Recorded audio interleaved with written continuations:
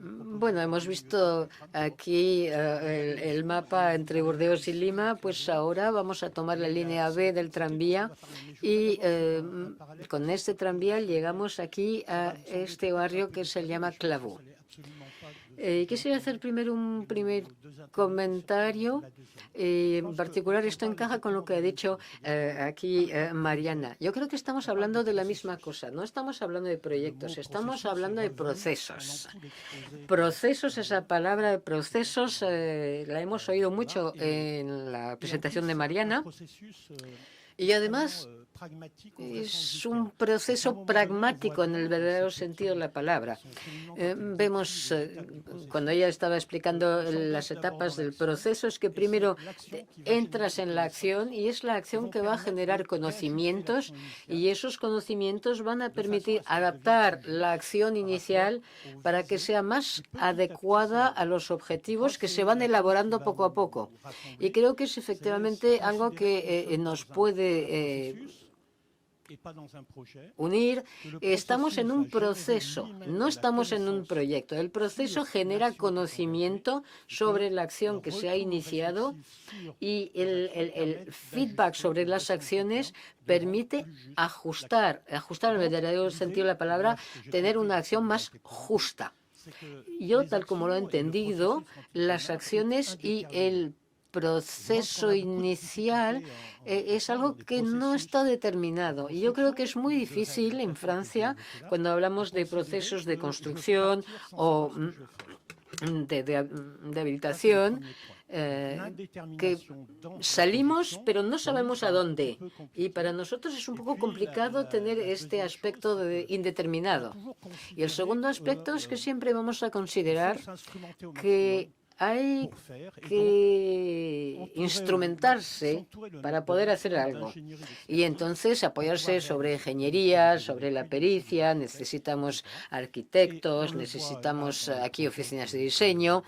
Y lo vemos en los proyectos de Lima y en las intervenciones en el entorno urbano de Lima, y lo vamos a ver aquí también con Clavaux. El motor es el habitante. Y entonces estamos entrando en un proceso de emancipación, como en Lima, emancipación de los habitantes para que ellos recuperen el control sobre su propia vida y para rechazar esta prohibición permanente. Y entonces estamos abriendo el juego diciendo, bueno, nosotros nos comprometimos para fabricar lo que corresponde a nuestra intención. Y entonces hemos visto las dos maneras de construir la ciudad. Hay la mano de Dios por una parte y todo el mundo trabajando. Bueno, la mano de Dios en Francia, digamos, no la tenemos ya tanto. Y entonces yo, como punto de partida, partiré de una citación de Lucien Kroll. Y si hablamos de participación de los habitantes, entonces es un personaje importante que nos dice hay dos políticas de hábitat importante. La autoridad maternante, donde los especialistas van a fabricar objetos prácticos, confortables, y aquí se refuerza, digamos, la postura de esta figura de madre.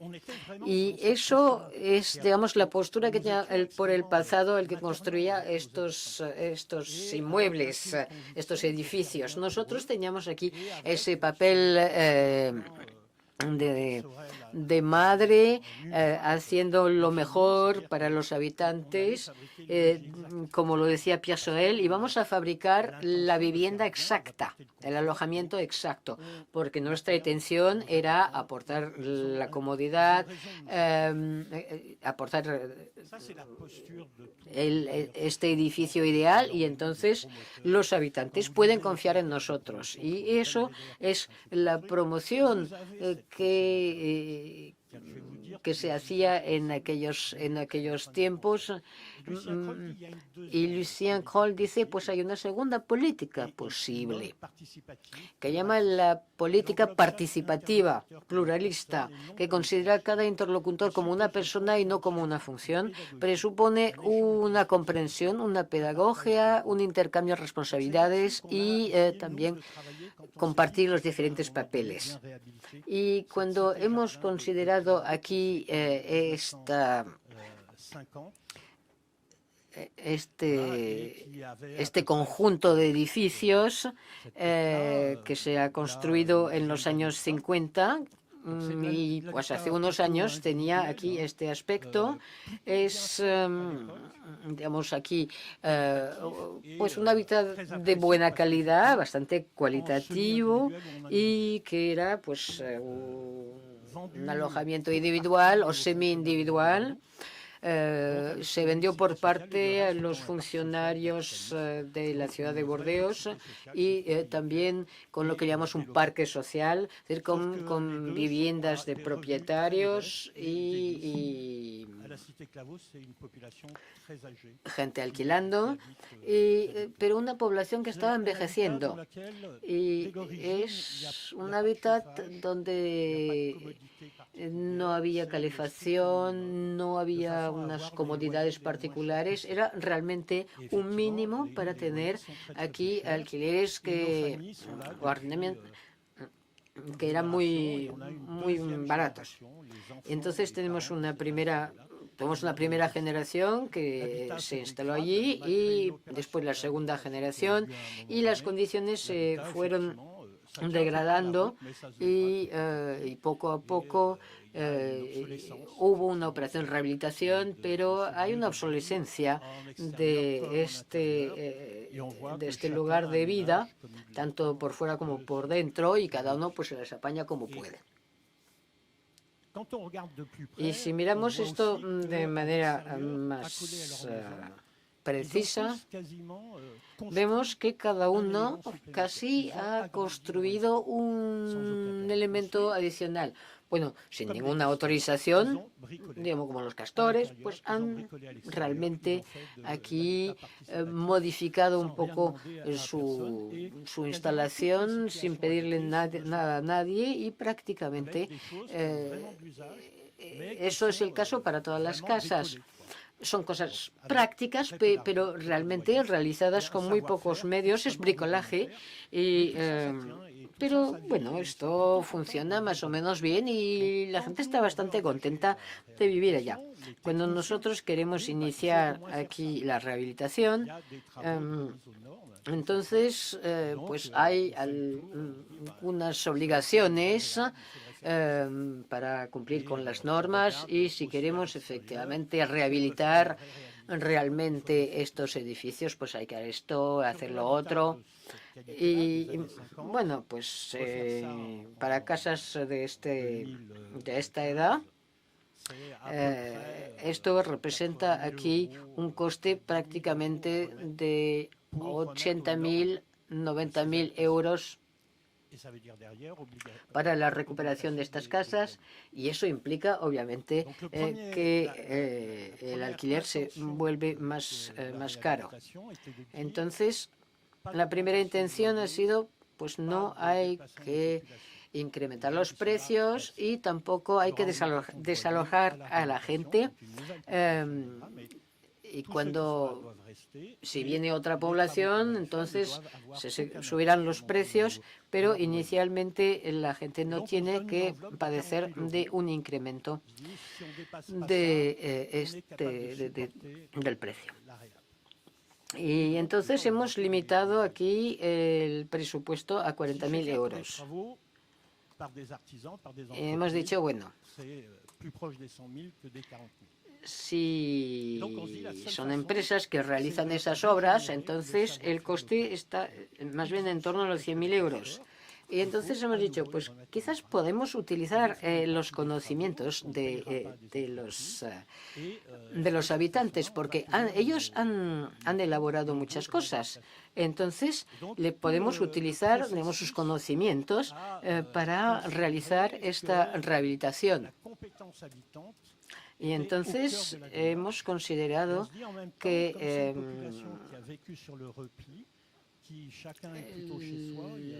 las personas tenían aquí conocimientos, capacidades para realizar estos trabajos. Pero por otra parte tenemos aquí una población un poco aislada que vive en su casa y no hay realmente aquí una vida comunitaria. Entonces, vamos a iniciar con ellos lo que llamamos aquí autorrehabilitación apoyada. Lo que significa que van a tener un apoyo, les vamos a proporcionar los materiales, las herramientas, pero ellos realmente se van a involucrar y van a realizar muchas cosas. La arquitecta Nicole Concorde, que inició este proceso de autorrehabilitación acompañada, siempre decía que hay que recuperarse, hay que recuperar el control, hay que trabajar mano en la mano. Y es esa misma idea que la que hemos visto en la presentación de Mariana, es que hay que trabajar juntos, hay que trabajar juntos con el arquitecto. Entonces se van a iniciar las obras dentro y fuera.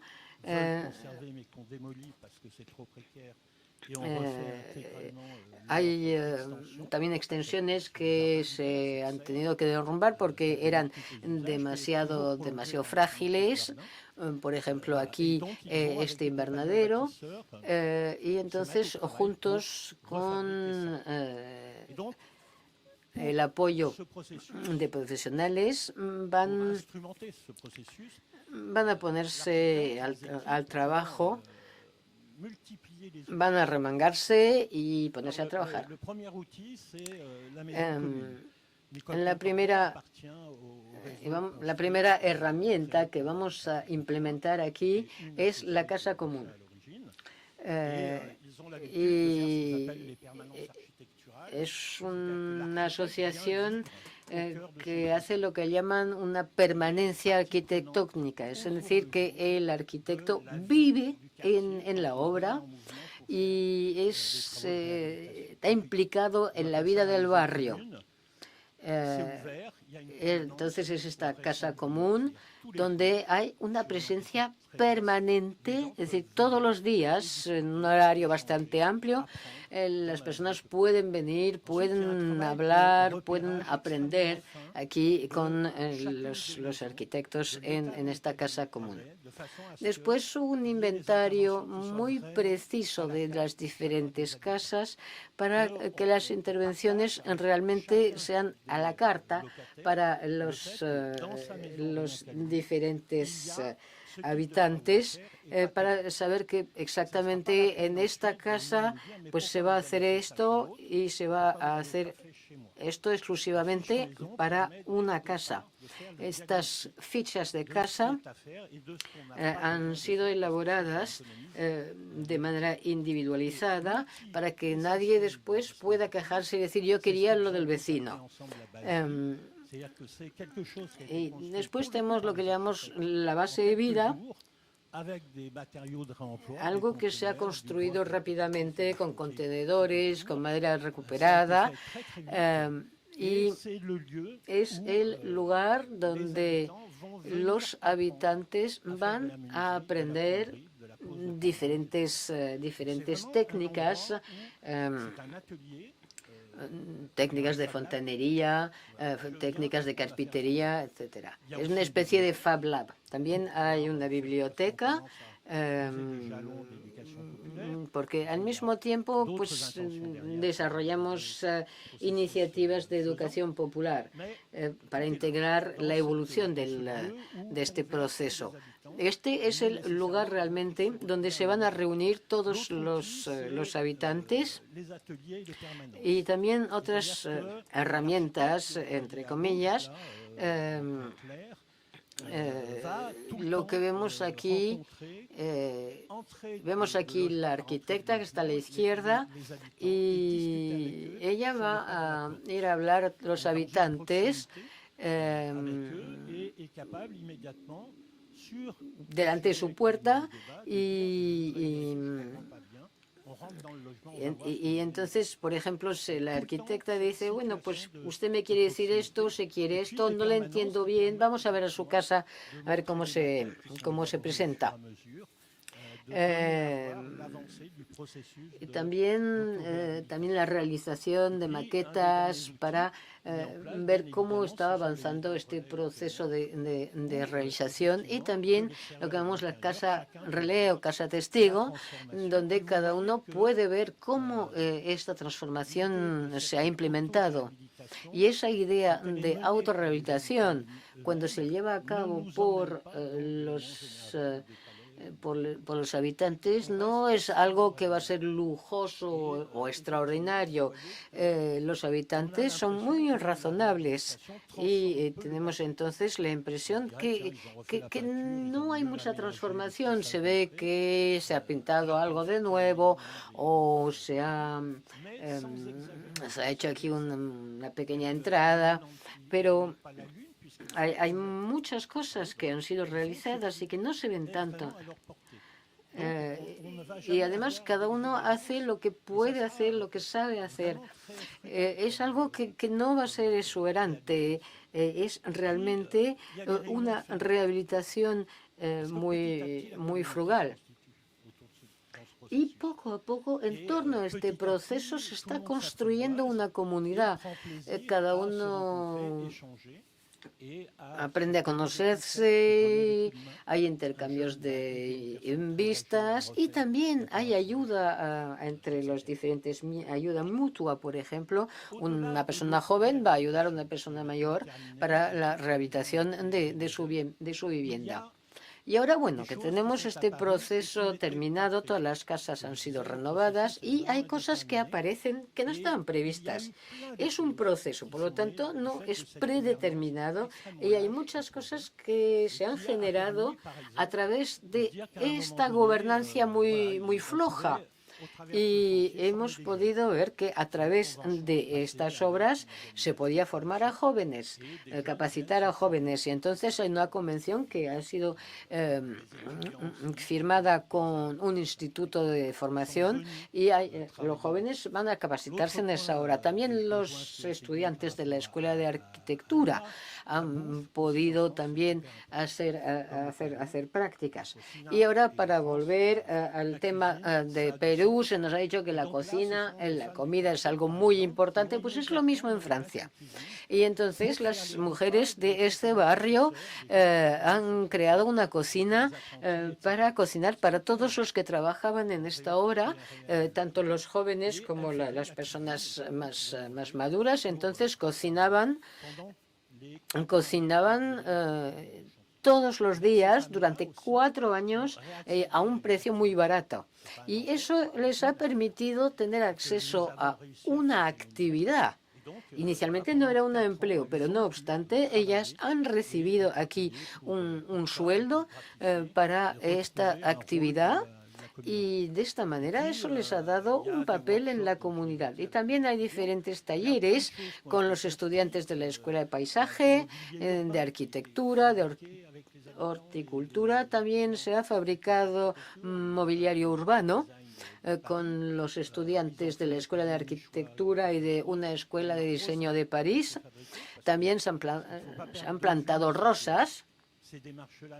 No debemos olvidarnos de que aquí no tenemos solamente un enfoque utilitario. No hay que olvidar el aspecto de belleza. Y entonces también habíamos plantado todos los árboles con antelación. Teníamos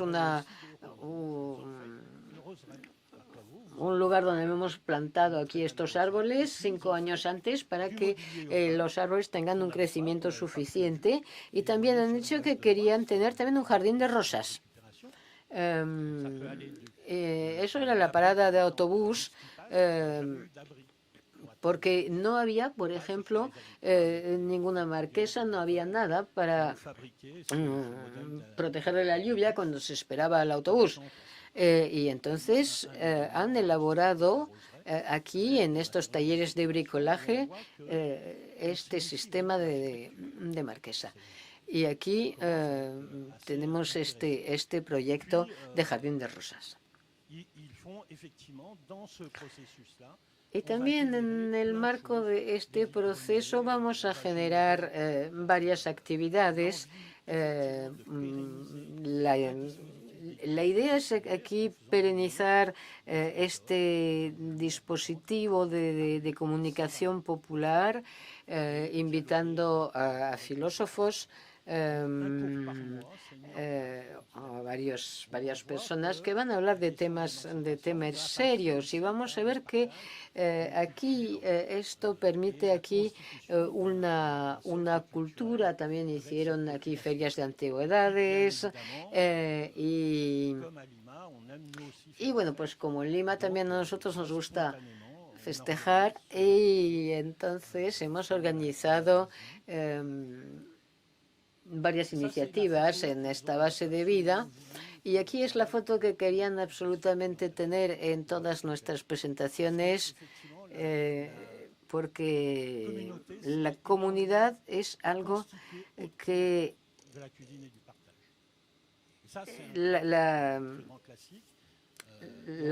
comunidad se ha organizado aquí en torno a esa idea de compartir. Y entonces van a plantar hortalizas, y estas hortalizas van a ser cocinadas y compartidas entre todos. Y vemos que automáticamente en un proceso de ese tipo tenemos esta realización, porque se cultivan productos que van a ser transformados y después que van a ser comidos. E incluso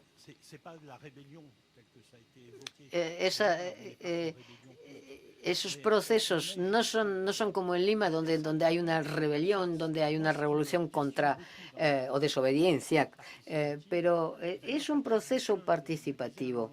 Y hubo una exposición sobre Simone y Lucien Kroll en Nantes hace algunos años, y Patrick Bouchard había escrito un libro donde decía que incluso para Kroll el tema no es la participación. El tema es la parte de humanidad que existe detrás del proceso que se inicia. ¿Qué es lo que se está jugando verdaderamente para el ser humano, para que él pueda recuperar el control sobre la fabricación de su vivienda? Y creo incluso que se puede ir más allá. La participación misma no tiene ningún interés, salvo si permite cambiar las condiciones de existencia. Y en esto me parece que este proceso tiene proximidad a lo que hemos visto para Perú. Es decir, que aquí se pone de manifiesto, se cuestiona la idea que tenemos del mundo, y si efectivamente el hábitat es el lugar de existencia del ser humano.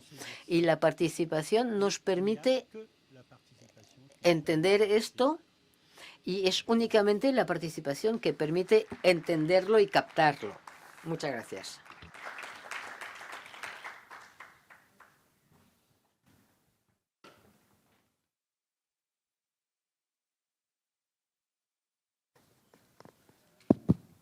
Merci. ¿Me escuché? Oui. Muchas gracias a nuestros tres ponentes de esta tarde, y vamos a tomarnos algo de tiempo para la discusión, para el debate.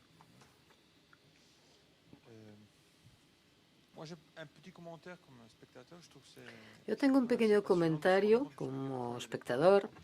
Es interesante observar que hay puntos de contacto, de continuidad, de convergencia entre experiencias ubicadas en contextos políticos o geográficos sumamente diferentes. Y en estos tres enfoques podemos identificar puntos comunes.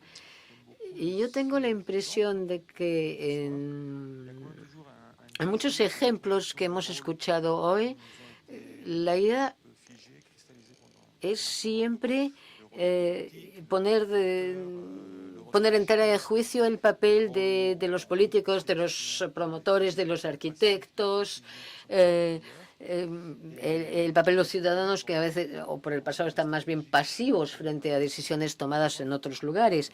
Y lo que es interesante es aquí siempre, digamos, una tentativa de cuestionar situaciones existentes, cristalizadas, y el resultado de dichos procesos que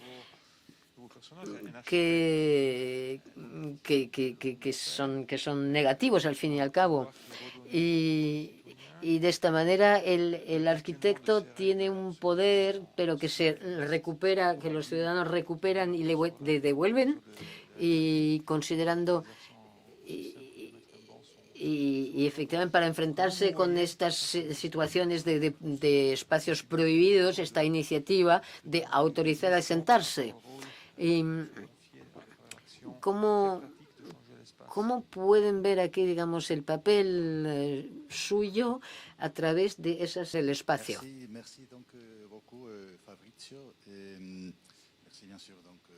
Gracias, Fabricio. Gracias al señor Blanc, a Manuel, a Mariana.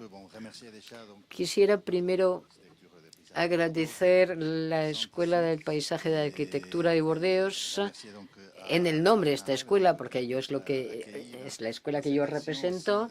Gracias a Arconrev, y gracias a Bordeaux Métropole, a la ciudad de Burdeos. Desde muchos años,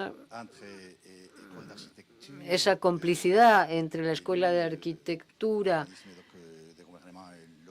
y el gobierno local, tanto, digamos, en el contexto local como frente a las iniciativas internacionales.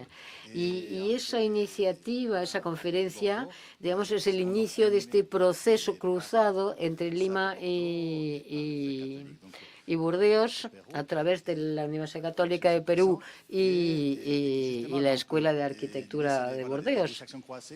Y la idea son efectivamente esas acciones cruzadas, esos workshops cruzados en cuanto al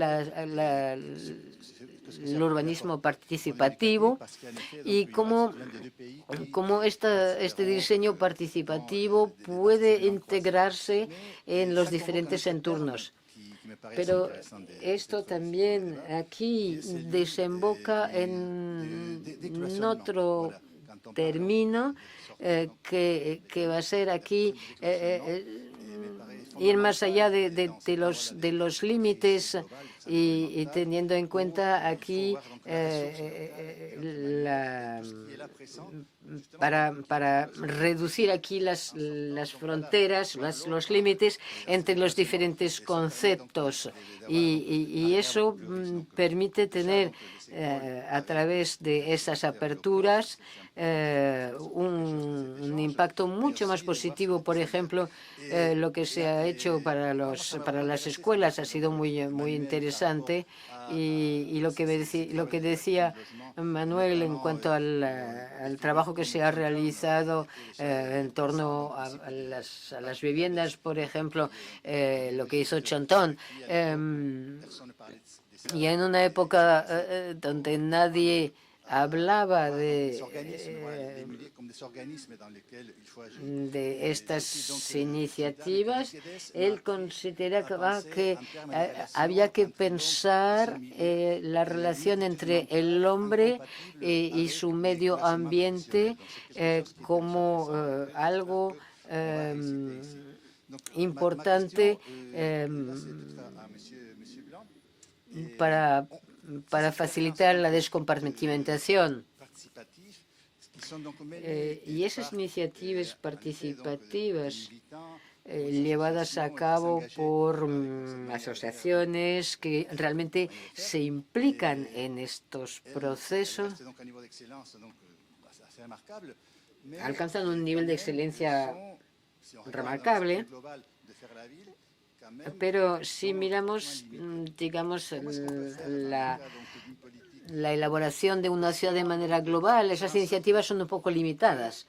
Entonces, ¿cómo conseguir que esta manera de actuar pueda dirigirse a otros actores del mundo económico? O si esas iniciativas de participación ciudadana permanezcan solamente en un pequeño entorno. Es difícil de salirse de ahí. Bueno, esto siempre ha sido considerado como experimentación a pequeña escala. Y ese enfoque de diseño participativo puede llevarse a cabo en proyectos de rehabilitación, pero también hay la tercera vía, digamos, de la concepción del diseño participativo, entre el aspecto totalmente privado o el aspecto exclusivamente estatal. Y yo creo que hay que hacer despegar esto, favorizando la participación para los inquilinos. Porque ese diseño participativo se lleva a cabo, por ejemplo, en una pequeña cooperativa o en agrupaciones de gente que compra su primera casa, pero siempre es un proceso de compra de casa y al beneficio de personas que van a ser propietarios, dueños de su casa y que van a compartir espacios comunes, etcétera. Y en mi opinión, si guardamos aquí estas acciones en este contexto, eso va a ser demasiado limitado. La ciudad de Estrasburgo, por ejemplo, ha tenido una política voluntarista de desarrollo aquí del hábitat participativo. Han vendido terrenos muy bien situados en la ciudad a un precio competitivo para desarrollar proyectos de vivienda participativa. Estrasburgo es probablemente la ciudad donde hay el mayor número de proyectos de vivienda participativa. Y bueno, ahí nos hemos preguntado, pero ese mosaico de pequeñas ciudades, de pequeñas entidades, ¿es esto realmente una ciudad? ¿Es esto que permite el desarrollo de la ciudad?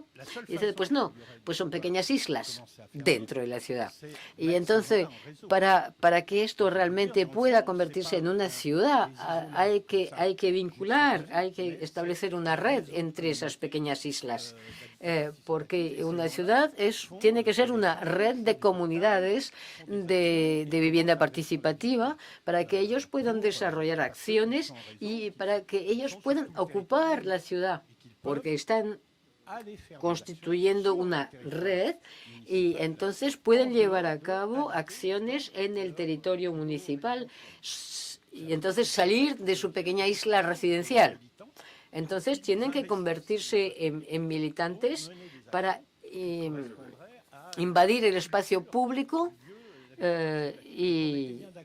y desarrollar aquí esta comunidad participativa. Y entonces estamos de acuerdo, solamente esta vivienda participativa no es suficiente para crear la ciudad. Y probablemente si eso fuera exclusivamente un diseño participativo para inquilinos, probablemente esto facilita aquí el proceso. Nosotros decimos los futuros inquilinos pues van a participar en el diseño con el arquitecto de los espacios comunes, van a poder van a tener un jardín que sea un jardín participativo y eso nos ha permitido tener 1000 viviendas de alojamiento participativo y yo considero que este diseño participativo no tiene que ser exclusivamente para los propietarios. Tendría que ser también una regla para las viviendas de alquiler. Y de esta manera eso puede tener una dimensión mucho más amplia. Y pienso también que hay que olvidarse de esta reacción muy francesa, donde tenemos el acceso a la propiedad privada, que son 50.000 euros por metro cuadrado, y después hay las viviendas de alquiler social, y en tercer lugar los que van a poder comprar viviendas sociales a través de un proceso de acceso a la propiedad. Y entonces tenemos aquí 3 torres y no hay comunicación. Hemos iniciado primeras operaciones en Burdeos con promotores de 5.000 euros el metro cuadrado y aquí hay un diseño participativo porque son ellos que van a definir los usos o el uso de las partes comunes de los edificios e incluso para determinados proyectos pueden elegir cómo van a tener el balcón, la terraza, si la quieren más o menos amplia, más o menos ancha. Hay varias opciones de diseño participativo que también influyen sobre el diseño mismo del edificio. Y los promotores han considerado que esto funcionaba muy bien. Entonces yo creo que hay que ahora incentivar a todos para que cada uno pueda organizar su vivienda como quiere. Por ejemplo, se le deja una superficie abierta y es él que va a determinar dónde va a colocar sus tabiques. Y de esta manera tendremos aquí la promoción del diseño participativo. Tengo una pregunta a Manuel y Mariana. En su caso,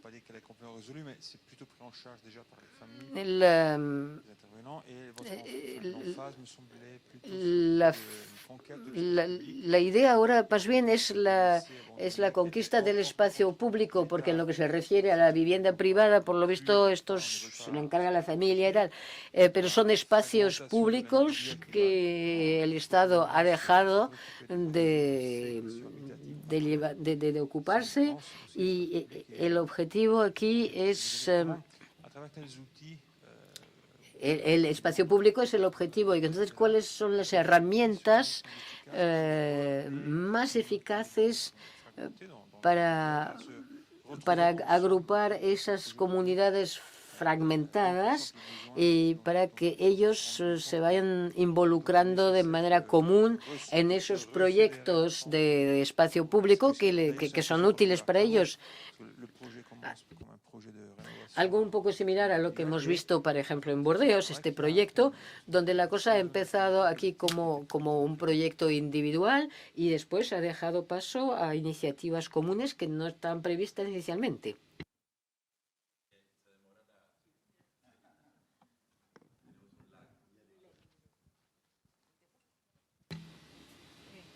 Gracias y también gracias a la traductora por facilitarnos las cosas. Sí, el espacio público es justamente ese territorio que siempre va a ser conflictivo, ¿no? Que nunca es idílico, y creo que esa también es una mirada a la que hay que tener presente, ¿no?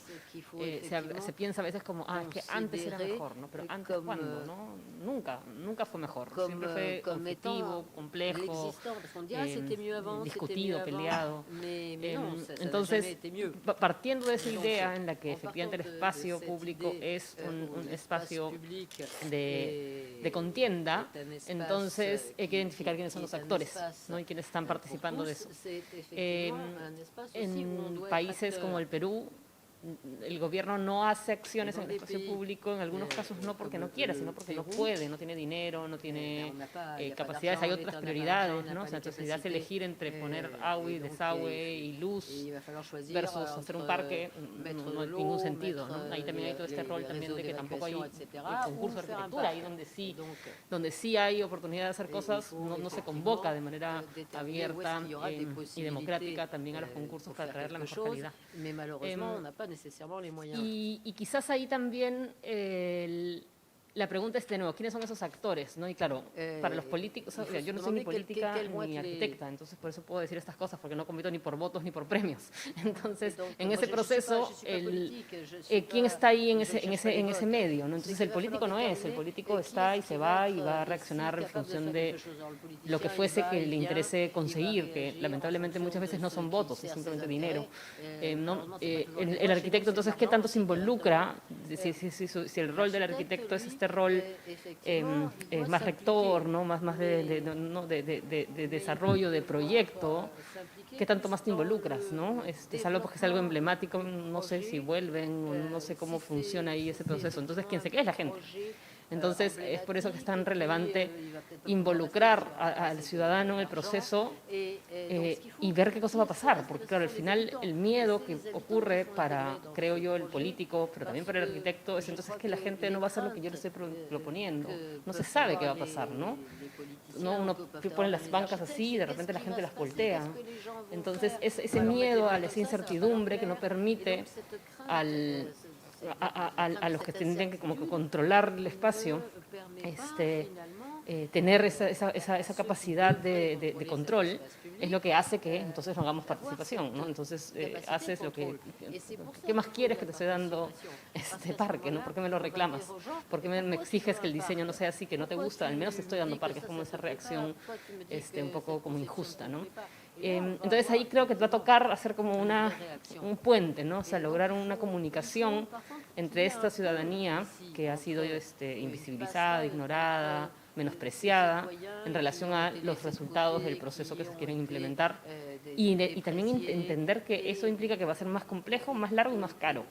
O sea, si creemos que se hace simplemente como el checklist de la acción, entonces hay que hacer 4 talleres y poner la foto y que la gente firme, no tienes una real participación, ¿no? Entonces, lograr para las cosas que para los espacios públicos, para los proyectos públicos, incluirlo dentro del procedimiento administrativo de gestión de fondos y de implementación de obras, que no sea nuevamente un extra, ¿no?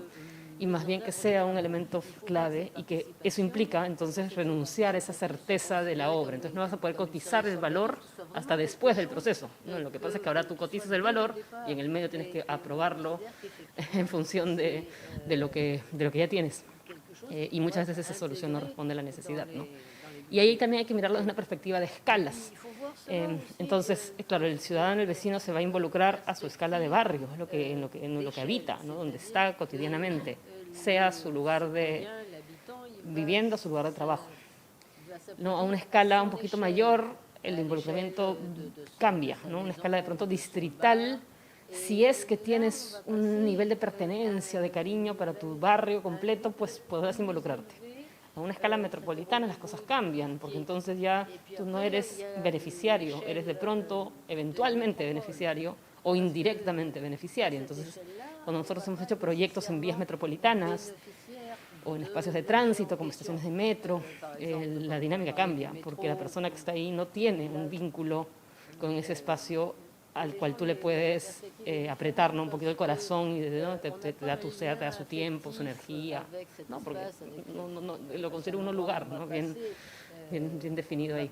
Entonces, creo que hay que mirarlo también desde esa perspectiva y también en función de eso incorporar los mecanismos de participación. Y siempre involucrar al usuario, pero también al beneficiario, ¿no? o al impactado, digamos, puede ser para bien o para mal. Y que no siempre ese es el vecino que está ahí al lado, ¿no? Entonces, a veces mirar un poco más atrás. Creo que por ahí van como algunas ideas. Ahí no se te pasó, Manuel. Me estás escuchando a mí. Qué horrible. Bueno, yo quería empezar, me acuerdo una vez me chocó mucho ir a Sudáfrica, 2002 por ahí, a Soweto, que sería un equivalente a que mostré alguno de los barrios de Lima, ¿no? De Villa Salvador, ¿no? Con la enorme diferencia que en Soweto nadie había cambiado nada. Que todas las casas que Apartheid había construido a su manera para las personas que estaban obligadas a vivir ahí en el township, seguían igual. Me acuerdo que le preguntaba a alguien, ¿por qué no las han cambiado? Y la conclusión era que les habían quitado la capacidad de construir, ¿no? Entonces creo que eso sería la primera cosa que poner, ¿no? Después, otra circunstancia también extraña fue una vez en Tokio, nos invitaron para trabajar en Shimokitazawa, que es una zona de Tokio muy viva, muy atractiva, pero que después de la guerra Tokio había hecho su plan de desarrollo urbano, de infraestructura, y había planeado que para el año 2005 tenía que construirse una autopista que pasaba y arrasaba con este barrio. Para mí, viniendo de Lima, era increíble pensar que de entrada estaban en el año 1945 pensando lo que iba a pasar en el año 2000 y que se cumpla encima, ¿no? Y entonces habían llamado a un grupo de arquitectos, artistas, como para ver si podemos generar conciencia del valor que había en ese ecosistema llamado Shimokitazawa, que además están todos los tipos estos que hacen manga.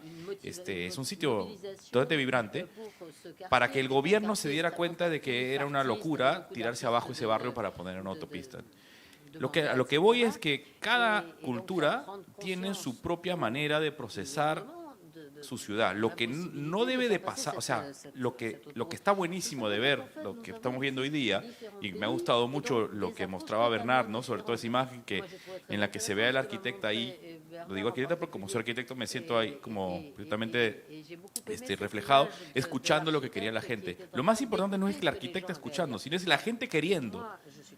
O sea, la idea de que la ciudad está viva, que nunca está terminada, que a veces en Europa pareciera que está terminada. Me acuerdo alguna vez fue un arquitecto que fue a hacer un libro que fue Radical City, Justin McGeer, que fue a verme a Lima, un libro muy comentado, y yo le decía, mira la ciudad, y le mostraba lo que les he mostrado, y le decía, mira qué increíble esto.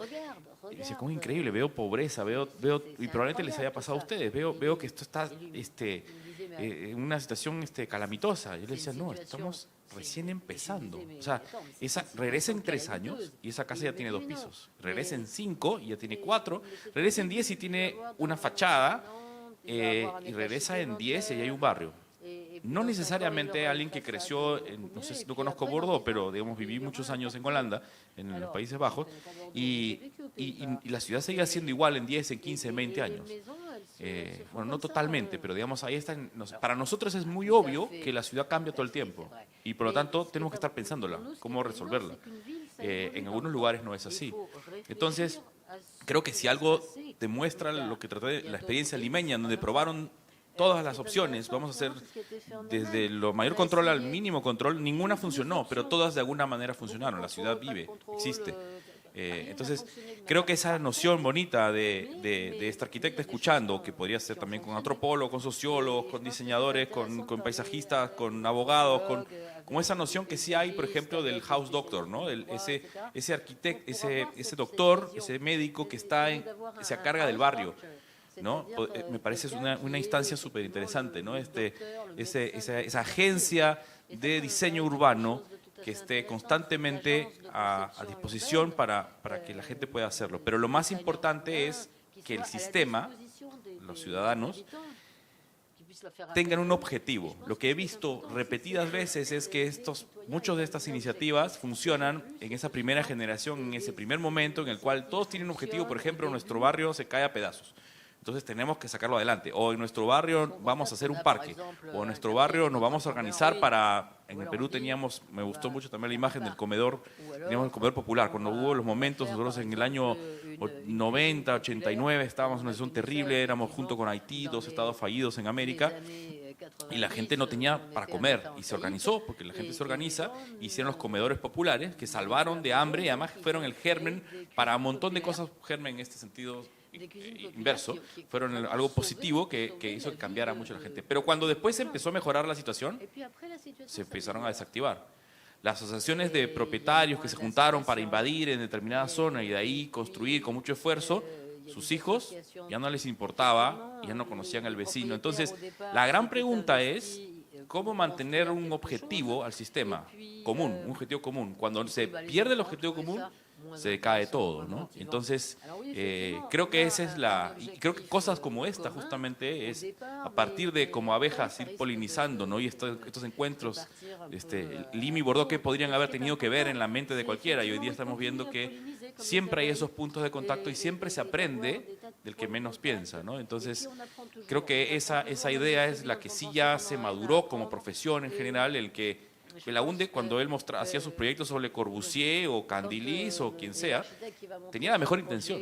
En ese momento genuinamente creía que esa era la mejor solución.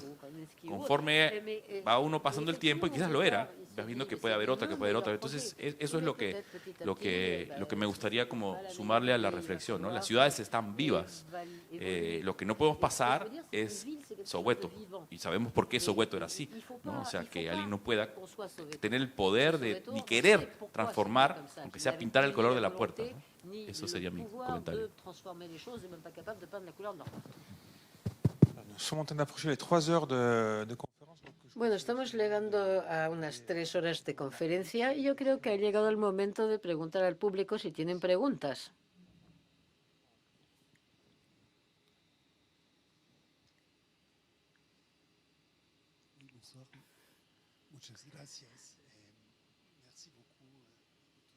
Muchas gracias a todos. Es un encuentro muy emocional. Y yo soy arquitecto, vivo en Burdeos, he vivido 7 años en Perú como profesor en la Escuela de Arquitectura. He trabajado también con una ONG, con una comunidad de las Andes para mejorar las condiciones de vida a 3.000 metros de altura. El debate me parece muy interesante, pero la cuestión de fondo sigue siempre la misma. Es el tema de la artesanía frente a la industria, porque Perú es un país de artistas, de artesanos, que se ha tenido que enfrentar, como lo ha explicado Manuel, de esta intención política de desarrollar la construcción con hormigón, con acero, digamos, con materiales nobles, como se dice. Y yo creo que ese tema de los materiales es un tema fundamental para la arquitectura. La participación ciudadanía es fundamental, pero los recursos también son esenciales, porque cuando se comparte aquí una cena, pues el tema también es lo que se va a comer. Y esa idea de los jardines compartidos es algo que tiene mucho éxito, porque pues se toca la tierra, se produce algo fuera de los circuitos de la gran distribución. Y entonces también la rehabilitación de la Cité Clavaux, hay también aquí la recuperación de estos materiales. Yo creo que es un tema fundamental. ¿Dónde vamos a encontrar los materiales para la construcción de mañana? Necesitamos la industria para producir hormigón o para producir acero con un coste y un coste medioambiental muy importante. O también favoreciendo, digamos, aquí la recuperación de materiales, porque antes se construía con bambús, con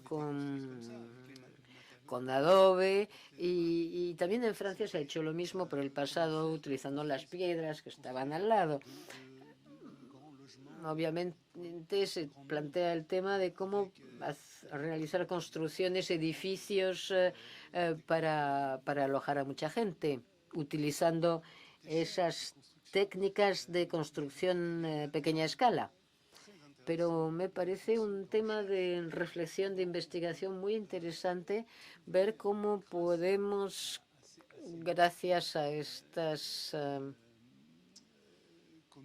microcomunidades de habitantes y de autoconstructores, cómo podemos pensar la ciudad de mañana utilizando materiales locales o nuevos materiales más accesibles y más cercanos.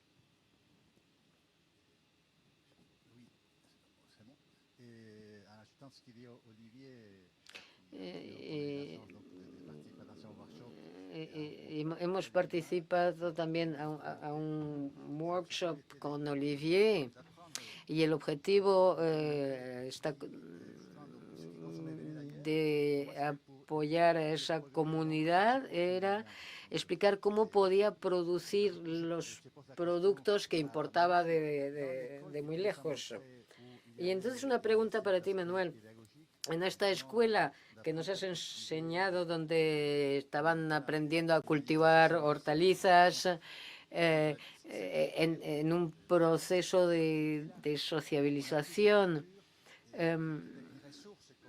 y digamos, esta agricultura permite crear un recurso común, y eso permite ser digamos, un elemento que está en consonancia con la creación espacial. Entonces me gustaría saber cuál fue quizás el impacto de este proyecto en esa dimensión. Sí, ese es un proyecto muy interesante porque además salió junto con un cocinero, con un cocinero que se llama Gastón Acurio, que ha sido un personaje clave para la cultura peruana en los últimos años, porque justamente viene de Francia, estudió aquí en el Cordon Bleu y se va a Perú y se pasa 10 años en un restaurante tratando de hacer foie gras y tratando de hacer, de importar todo, y trufas, pero se da cuenta que al lado, que cada vez le era más difícil conseguir esos ingredientes. Y empieza a darse cuenta que tenía al lado la mayor variedad de papas que existen en el planeta, porque de ahí empezaron las papas, y que habían de diferentes colores, y que habían una serie de ingredientes que habían en las montañas a 5.000 metros de altura, o en el lago tal, o en la Amazonía, que todavía ese es otro, y empieza a cambiar, y casi como conversión, de un momento a otro su restaurante pasó de ser un restaurante francés en Perú, que es lo que él había estudiado, lo que parecía que estaba bien, a ser un restaurante peruano en un sentido totalmente amplio, ¿no? Y a hacer que de pronto la gente empezara a sentir orgullo de antes cosas que las dejaba a un costado y las planteaba de otra manera, aprendió la técnica de Francia, de cómo poder sacarle la mejor forma al ingrediente. Yo creo que esa metáfora, ese paralelo que nos ha servido mucho como país en una serie de otros campos, creo que es el que tendría que darse para la construcción. Evidentemente tendremos que seguir usando el hormigón para hacer estructuras muy grandes, pero cada vez más se usa madera, en fin, ahí hay una situación. En el caso particular de la escuelita que dices, cuando con Gastón vimos cómo podríamos impactar en ese lugar, de hecho la casa que muestro que está de otro lado es la de él, la que se ve, que digo, acá a un lado es la de él, y en esa conversación de la casa digo, bueno, tenemos que hacer también al otro lado, puede ser paternalista o no, pero hay un genuino intento en vamos a cambiar las cosas, y entonces la idea era cómo tener mayor impacto. El mayor impacto no era en el aula pero era en hacer cómo hacer para en la arena, en el desierto, cultivar, ¿no? Y ahí venía todo el tema ligado a la pedagogía, porque con los profesores también pueden aprender sobre lo ácido y lo alcalino con tal ingrediente y cual otro, pueden aprender sobre los colores, ¿no? Empieza a haber toda una cosa holística que es un poco a lo que se va. Pero para construir el aula, un poco a lo que iba Mariana, las leyes peruanas prohíben que haya un elemento educativo por el tema sísmico, por los terremotos, que no sea con una estructura de hormigón armado. Tuvo que hacer una estructura de hormigón armado enorme para poder pasar dentro de la ley. Todo lo demás se pudo hacer como por debajo, ¿no? Pero siempre estamos en este límite en el que muchas veces seguir las leyes son absurdas y hay que hacer lo que dice Mariana, cambiarlas, ¿no? Por ahí un poco iría.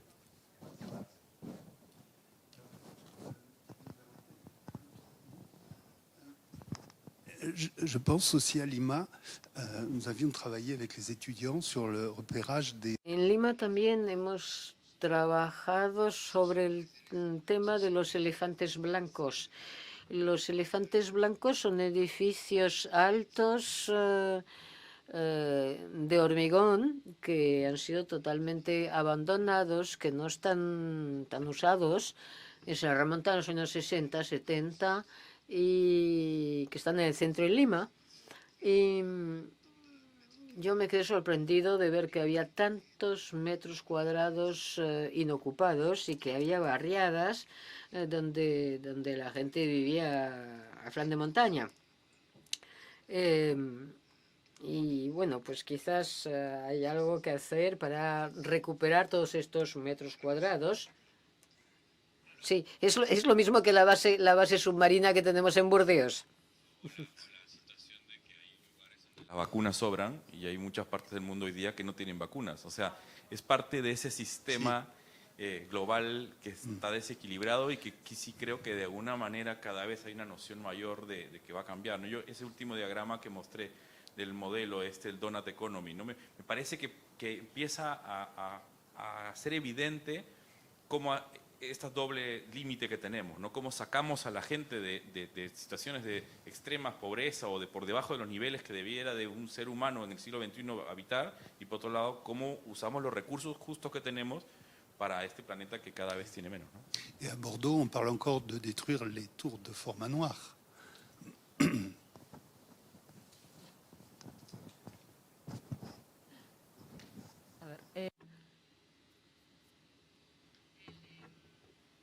Ahí también agregar que, o sea, si seguimos construyendo lo mismo en el mundo actual, ¿no? Ya pues, o sea, va a pasar lo mismo más adelante si es que llegamos, además. O sea, yo creo que más bien hay que cambiar la industria y ya dejar de pensar, salvo pues efectivamente entornos sísmicos o edificaciones más grandes, y dejar de pensar en cemento y en hormigón, porque es lo que no nos va a permitir bajar la temperatura que tenemos que bajar para pasarlos al el 2100. Y lo mismo en relación a el tipo de expectativa que va de la mano de esto que nos decía ahorita Manuel, ¿no? O sea, la expectativa sigue siendo, entonces, o sea, seguir trabajando bajo el mismo modelo, ¿no? Y si seguimos trabajando bajo el mismo modelo, vamos a tener los mismos resultados, que siguen siendo caos, sigue siendo desigualdad, y sigue siendo preferencias de unos sobre otros, y sigamos teniendo más variantes, porque claro, África no tiene vacunas, porque están desperdiciándose en otros lados. Y eso mismo, desde la perspectiva urbana, va igual, ¿no? Porque entonces el barrio popular, entonces ahora hay que urbanizarlo, ¿no? Entonces, y además ahora más aún, porque claro, cada vez que hay crisis económica, o se hace la guerra o se hace la urbanización, entonces ahora les va a urbanizar mucho. ¿Y qué vamos a urbanizar? Lo mismo, ¿no? Entonces, si ya casi no hay agua, si estamos además en el caso de Lima, en una zona desértica, con problemas graves de gestión, tendríamos que estar pensando en baños secos como política pública, no como política de emergencia.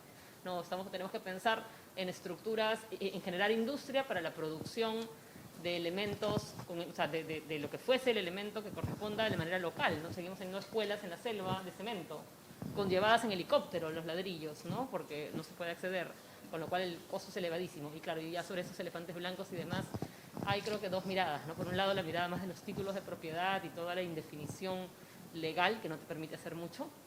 Junto con eso, el hecho de que el Estado no puede invertir en propiedad privada. Y por otro lado, la corrupción, ¿no? O sea, tienes edificios y cosas enormes porque están hechas solamente porque alguien tenía interés ahí directo, ¿no? Y eso creo que finalmente es otro de los problemas que nos afectan. Merci beaucoup. Nous avons une obligation de quitter les lieux. Tenemos que irnos dentro de 10 minutos más o menos. obligación. Yo creo que es un tema, ha sido un debate muy interesante. Yo creo que tenemos que seguir con esta cooperación. La conferencia que estaba previsto el miércoles. La conferencia que se había previsto el miércoles ha sido cancelada. La volveremos a replantear a principios de 2022 y entonces nos vamos a ver a principios de 2022. Y muchas gracias por su participación.